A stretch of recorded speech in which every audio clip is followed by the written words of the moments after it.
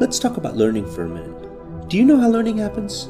When most people think about learning, they usually think about schools, colleges, or teachers. But in reality, learning has a much broader connotation. For instance, if I were to ask you, what was your most recent learning? You'd probably give an example of a recent life experience that has little or nothing to do with a school, college, or teacher. So how was it that we learned about the very things we associate learning with? Well, let's think of something as simple as you misplacing your phone.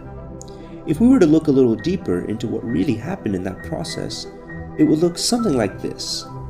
You came home from work and you realized you didn't have your phone with you.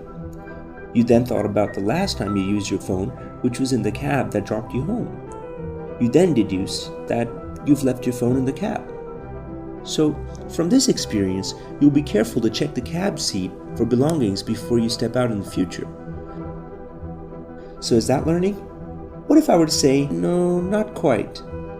To understand how learning really happens, we have to not only think about the experiences associated with it, but also the impact those experiences cause.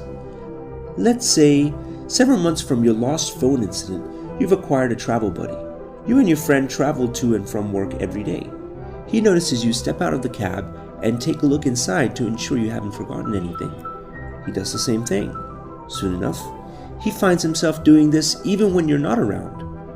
For your travel buddy, the idea of looking inside the cab didn't happen from his own experience. It happened through a meme, an idea or behavior that spreads from person to person within a culture. But you know what happens? And I think it's because we see it explicitly. We often confuse learning with its trigger. Teaching merely preemptively imparts knowledge. On the other hand, an experience leads to a realization that changes behavior and habit, causing individual learning, because that's how learning happens.